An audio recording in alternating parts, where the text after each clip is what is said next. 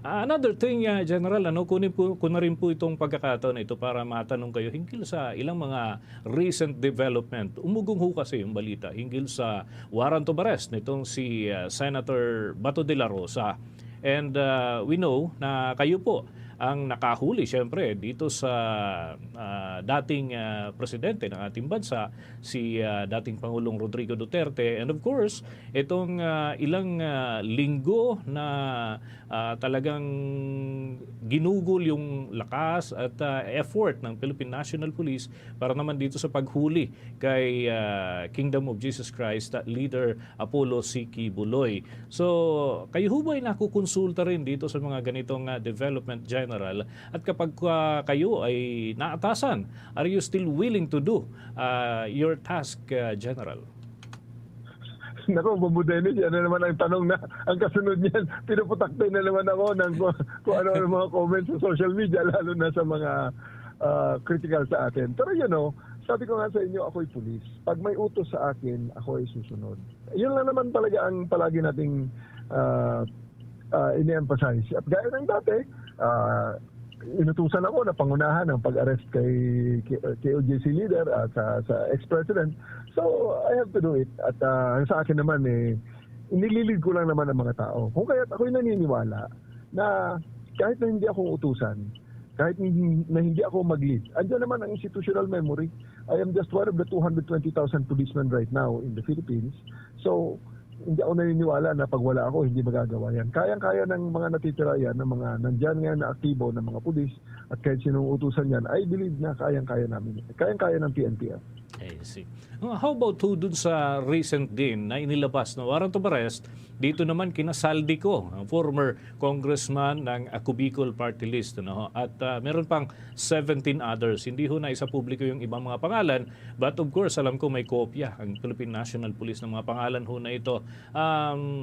Kayo ho ba ay meron ding masasabi dahil pati yung paraan ho ng pagpunta doon sa mga condo unit na nakapangalan dito kay Saldico, mukhang kahit congressman ay kinikriticize ho yung ating pambansang pulisya. Could you please enlighten us, General, paano ho ba yung procedure at bakit kailangan gawin being etong si Congressman Ko, former Congressman Ko ay may mga pronouncement na nasa labas ng ating bansa, pero kailangan pa rin ho ba talaga na isilbi yung warrant of arrest or subukang isilbi doon sa mga known addresses ng naturang dating kongresista?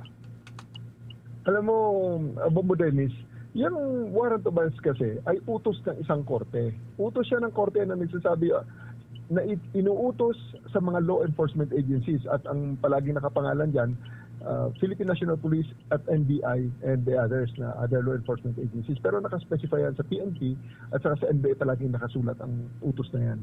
So, ibig sabihin, inuutusan yung Philippine National Police at NBI na hulihin ang tao na nakapangalan sa waran at gumawa ng report papunta sa korte. Kaya tama ang ginawa ng PNP dyan na part ng due diligence kasi yan.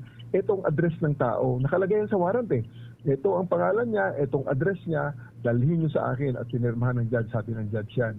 So, in compliance, ang gagawin ng pulis dyan is i-serve, dadalhin doon sa address na sinasabi at sa iba pang mga known addresses, at pagkatapos after several days ay magbigay ng report sa korte, ang tawag niyan return.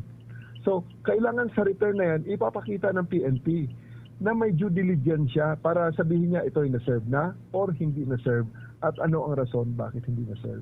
So, due diligence po yan, part ho yan. Hindi ho po pwedeng, dahil alam natin or dahil may report at kitang-kita sa media na nasa labas ng bansa itong tao na to, hindi mo na pupuntahan ang kanyang address. Kasi part ng due diligence yan Hindi pwede ang sabi-sabi dyan pagdating na sa korte. Hindi pwede dyan epal ka lang, okay na. Hindi mo pwede yan.